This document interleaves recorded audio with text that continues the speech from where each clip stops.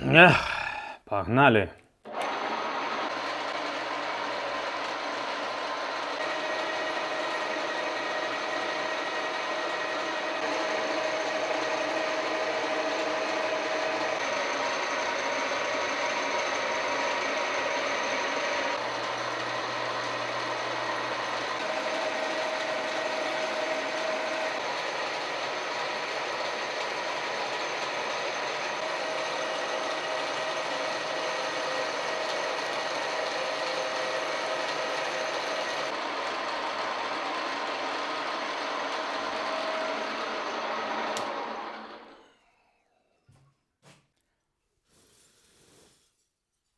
Ну вот и все, ребята, станок в работе, но есть один нюанс. Его опять нужно шабрить. Да сколько же можно же, ребята! Друзья, всем привет! Сегодня у нас очередное видео про фрезерный станок. Сегодня мы его доделаем. Как видите, он уже работает. И работает, я вам скажу, весьма неплохо. При том, что стоит самозаточенная мной лично фреза. То есть это не заводская, не машинная заточка. А я вручную очень аккуратно ее заточил. И чистота поверхности просто феноменальная. На НГФ такого не было. Не знаю, с чем это связано, но как бы я там ни проходил, по чуть-чуть там беря или еще как-то, такой поверхности не было. Просто не было. Есть один нюанс, немножко неточный фрезерный стол получился. Поверхность у него вот эта практически идеальная, но поверхность сопряжения... То есть там, где он сопрягается с фрезерным станком, не совсем идеальная. Плюс, как выяснилось, вот здесь все-таки завал есть по вот этой нижней направляющей. И надо все это дело быстренько исправлять. Так что сейчас снимаю стол, я уже замерил, насколько его надо шабрить. Шабрить надо где-то на 15 соток. Вот. И все, сейчас постараюсь по-быстренькому это сделать, чтобы не пришлось подкладывать никаких подкладок. Потому что сейчас стоит на подкладках, но это мне не нравится, это в целом уменьшает жесткость станка. Так что снимаем, делаем, ребят, по-быстрому. Главное, по-быстрому. Опять шабрение пошло на канале. Холода наступают. Станина фрезерного станка оказалась просто создана для того, чтобы шабрить фрезерный стол. Видите, здесь в пазик подходит, четко все держится, не шатается. Теперь можно грубой физической силой шабрить. Так как подкладки я подставлял вот сюда, нужно шабрить в эту сторону. То есть снимать металл вот здесь. План такой, оставлю два маяка, то есть трогать эти пятна не буду. По ним буду ориентироваться поверочной линейкой. Буду вот так ставить и выгрызать металл. Когда сюда сможет помещаться щуп 18 соток, значит, в принципе, готово. 18 соток это расчетная величина. То есть я так рассчитал, потому что несколько раз измерял. Потом, скорее всего, на сотку, на две надо будет еще каким-то образом корректировать. Вся эта точность достигается за счет многократной установки и снятия стола. Но, как всегда, есть желание угадать сразу. Была мысля остановиться на подкладках, но, друзья, мы один раз живем. Поэтому надо делать качественно, иначе второй раз может такая возможность не предоставиться. Хоть я чувствую, пропотею, напрягусь, ну что делать? Ну блин, ну нету вариантов, надо делать.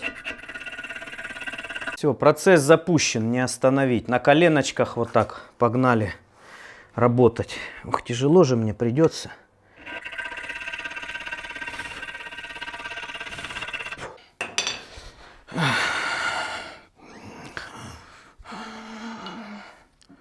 Вот так, ребята, на коленочках провел где-то 8 часов времени. Это довольно мало в масштабах вселенной, но я что-то утомился адски. Хотел сегодня в ночную смену остаться, но, похоже, не останусь. Не вывезу я. Сейчас буду вам показывать результаты. Так, большой плитой не делал ничего, делал на опыте, ребята. То есть винта у меня здесь никакого не получилось, я проверял. Все прекрасно.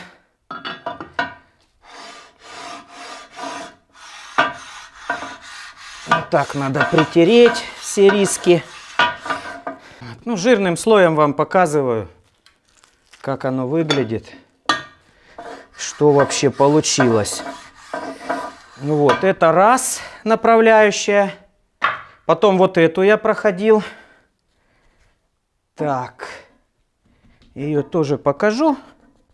Сильно с ней я не выделывался, тут смысла нет. Тут я именно тоже подравнивал маленько. Вот, смотрите, что получилось. Сделал около 30 проходов по вот этой поверхности. По этой поверхности около 15 проходов. Здесь всего лишь 3 сотки, так сказать, не совпадало. Как вы помните, вот эта ответная часть у меня очень точная. Вот, то есть тут всего 1 сотка где-то, ну максимум, не совпадает. А здесь целых 3 сотки на столе. Вот решил поправить. Так же самое еще вот эту поверхность немножко поправил. Ну здесь слишком сильно не усердствовал. Вот видите, хоть оно и шлифованное, казалось бы, гладкое такое, классное, но оно неровное. Я выровнял именно в тех местах, где прилегает стол. Ну все я не стал, ребят. Это просто жесть. Вот, и сейчас позову Олежку, мы будем пробовать, будем испытывать. Может быть, даже по ГОСТу буду сейчас сдавать вам станок. То есть делал не наугад, вы не подумайте, я несколько раз ставил стол с помощью Олега. То есть, по-моему, 3 раза мы ставили, вот будет 4-й, уже финальный. Соток все меньше и меньше, я думаю, тут уже четенько я подрасчитал. Пользовался практически всем имеющимся у меня инструментом. Вот эта линейка отработала не то, что все деньги свои, я ее покупал за 1500 рублей. Она уже заработала, наверное, 1 000 000, потому что станки новые стоят очень дорого. А я делаю, ребята, именно новые станки. То есть такой станок где-то 800 000 сейчас стоит. Токарный подобного размера страшно представить сколько. Итак, поставил стол обратно, уже финишный этап. Давайте проверим, ребята, станок на точность. Этот станок был некогда повышенной точности. У меня есть паспорт на него. Вот, смотрите, модель 676P. Вот паспорт 6М76P. Инструментальный фрезерный станок. Здесь есть данные всех норм точности, которым должен соответствовать станок повышенной точности. Вот сейчас мы пару параметров измерим. Самых важных, на мой взгляд. Вот смотрите, параллельность рабочей поверхности стола. 16 микрон на всю длину хода.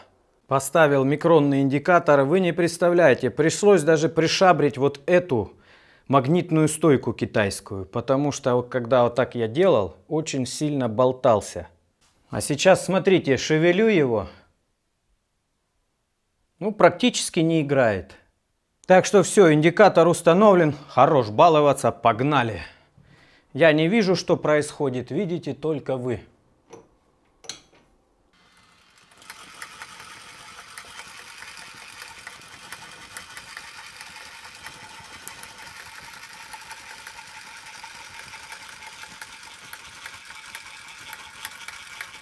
Все, ребята, полный ход. Что показывает 9 микрон. А для станка повышенной точности норма 16 микрон. Вот она риска. Конец хода стола я замерял. То есть, ну, я ее сделал для того, чтобы не упирался стол, потому что при ударе индикатор смещается. Так, это есть, ребята. Это сказка просто. Теперь давайте вот эту параллель проверим. То есть ход шпиндельной бабки. Это именно то, что мы исправляли. Здесь было 250 микрон. Вот давайте посмотрим, сколько сейчас будет. Норма этого испытания 10 микрон на 200 миллиметров. Итак, 200 миллиметров отмерено. От риски до риски. Установил поверочную линейку, друзья. Я думаю, по ней все же лучше будет катать. Она гладенькая. Смотрите, под линейкой ничего не положено. Лежит просто на столе шлифованном. Креплю камеру на штатив, показываю вам, что все работает. Вот в рабочем положении установил. И погнали, ребята!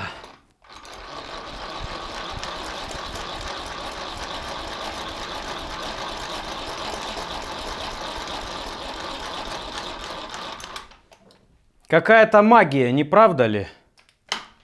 То есть, друзья, я на своем примере показываю, что даже в микроны можно попасть методом шабрения. Ну, вы видели, как это выглядит. Я, если честно, сам в шоке. Ну, где-то 1-2 микрона была погрешность. При том, что допускается 10 микрон. То есть 1 сотка. Не забывайте, это микронный индикатор, микронный, он микроны показывает. Честно говоря, я не совсем доволен, потому что я бы хотел, чтобы стол как бы немножко вверх уезжал при этом. То есть хотел бы дать ему возможность на износ, чтобы он при изнашивании, как бы при опускании вниз, он должен клевать по идее, точность не пропадала. Ну, посмотрим, как оно будет. Не буду уже трогать, все-таки такая точность получилась, что я сам в шоке. Надо бы поставить линейку и вдоль перепроверить. Ну, то я уже перепроверю без вас, ребята. Я не думаю, что что-то изменится. Чтобы вам доказать, что микроны это все очень серьезно, вот смотрите, вот эта деталь, она очень массивная, очень жесткая. Но, тем не менее, я вот сейчас ее вот так зажимаю даже, чтобы она не шевелилась. Но тем не менее, когда стоит микронный индикатор, я могу ее гнуть руками. Смотрите. Видели когда-нибудь такое? Если бы фреза не такая острая еще была. Вот так. 2-3 сотки легко могу. Могу также и стол согнуть. Да он вот так даже от ударов гнется. Вот, смотрите, гну стол. Ох. Получается, на 3 сотки мои 80 килограмм его могут согнуть. Именно поэтому я недоволен, что микрон в микрон получилось. Лучше бы выше было, лучше бы вверх немножко шло. Тогда бы был запас на какой-то огромный вес на столе и на износ направляющих. При испытаниях я, кстати, вот это вертикальное перемещение тоже подзажал. Надо отпустить его. Ну, вообще при зажиме ничего не меняется. Вот зажал, отжал, зажал, отжал. Каких-то там тоже 1,5 микрона. Так что, ребята, как вы понимаете, моя мастерская пополняется высокоточным станочным оборудованием. Да потому что, ребята, Шабер, именно Шабер, всему голова, именно он делает высокоточное оборудование из говнины всякой, из всякого металлолома. Именно он. Вот смотрите, как он выглядит. Так, ну и если кому-то, допустим, не верится, что прям точно так можно в микроны попасть, еще один тест, уже с другим индикатором. Вот так. Смотрим.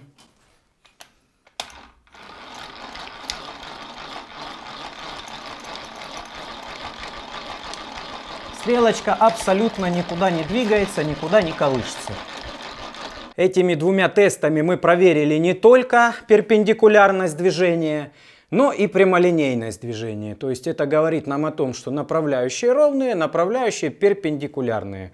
Остальные вещи, ребята, поверьте, тоже все точные. Геометрия станка теперь в полном порядке, и он готов дать первую высокоточную стружку. Не буду скрывать, есть много недочетов, но стружечку высокоточную он дать уже может. Ставим тесочки и погнали стружить.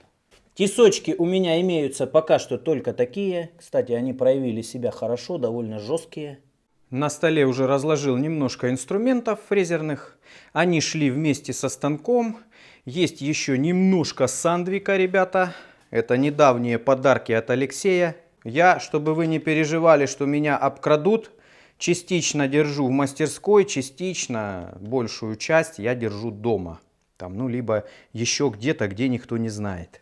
Потому что такой ценный инструмент нужно хранить с особой тщательностью. Это твердосплавные сверла от очень фирменной фирмы Сандвик. Уф, аж страшно представить, как они хорошо будут работать по титану. Вот такая интересная заточка. Ну, пока оправок я не приобрел, приобрету, попробуем, как они сверлят. Ну а сейчас продолжим мучить мою фрезу пальчиковую диаметром 16 мм. Алюмишку мы уже пробовали, работает прекрасно. Давайте попробуем по сталюге. Вот она сталюга, а после сталюги будем пробовать титан. Да-да-да, титан, ребята. А для тех, кто сейчас будет спрашивать, когда болит и прочие такие вещи, слушайте. А как вы думаете, для чего я вообще делаю этот станок? Вот он болит, он делается на самом деле. Просто чтобы продолжить, надо сделать станок. Чтобы работать по стали, я думаю, желательно закрепить все неподвижные хода. Ну, надеюсь, все будет окей. Поехали. Заглубляемся совсем чуть-чуть для начала. Вот начало цеплять. Идет мягенько, вообще не ощущается. Пускай будет 5 мм за проход. В общем-то, все равно мягенько идет. Шума нет никакого дребезга, лязга. Добавил еще, теперь будет 10 мм за проход. 800 оборотов в минуту. Сейчас пойдет жара. Надеюсь, не сломает фрезу. Реально стрёмно, ребят. О! Это уже перебор.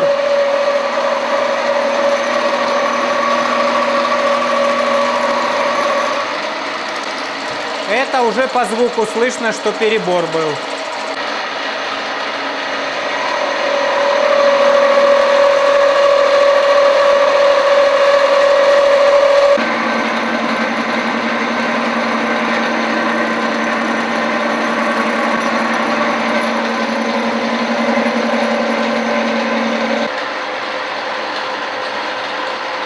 Так, есть. Смотрим, какая чистота поверхности.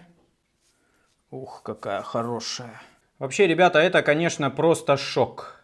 Шок знаете в чем? Даже не в том, что я на такую глубину гигантскую за один проход сделал. А шок в том, что я несколько раз менял подачу, была вибрация, я ее уменьшал, но все равно вот здесь ступеньки практически нигде не чувствуются пальцем. Сделал чистовой проход, вот что получилось. Чистовой проход был на глубину 4 мм. Видно, есть сеточка. Значит, шпиндель установлен более-менее вертикально. Класс, невозможно оторваться. Какая красота. Но сейчас мы возьмем в руки титан и посмотрим, как будет резать его. Это тоже для меня очень важно. Есть на примере подходящий пруточек. Я все думал, зачем он мне нужен. Может выкинуть его или сдать на металл. Но вот, наконец-таки, пригодится для испытаний. Дело в том, что у него трещина. Выход этой трещины можно заметить здесь. Ну, либо с торца, если присмотреться, видно, что он весь в трещинах. Вот здесь какая-то подкова есть, непонятная. Это тоже выход трещины. Давайте установим его и проточим. Оборотики уменьшил. Титан не любит больших оборотов. Точнее, титан, может, и любит, фреза не любит.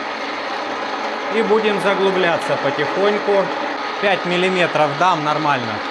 Смотрим, наблюдаем. Пошел процесс. Тоже вроде мягенько идет. Ничего не жужжит, ничего не вибрирует. Посмотрим на чистоту. Заглубляться и останавливать не буду. Пускай едет себе спокойненько.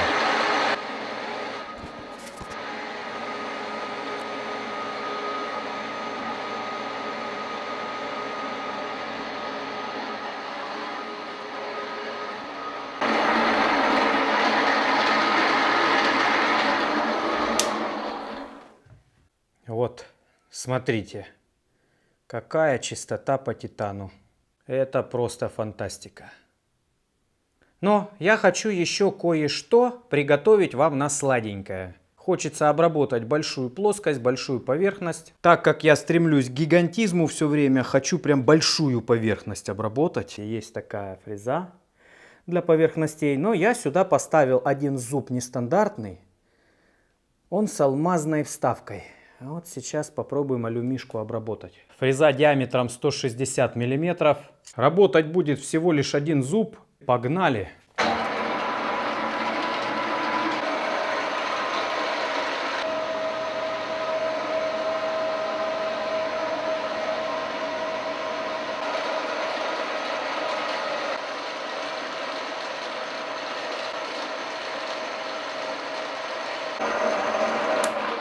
Какая интересная поверхность получается. Вот это все говорит о том, что немножко недонастроена головка. Куда-то надо еще двигать. Ну, я настраивал на глаз, ребят, пока. Без центроискателя. Надо подвесить центроискатель и покрутить по столу, понастраивать. Но в целом, так если разобраться, получается просто нереально круто. Смотрите, какая чистота поверхности.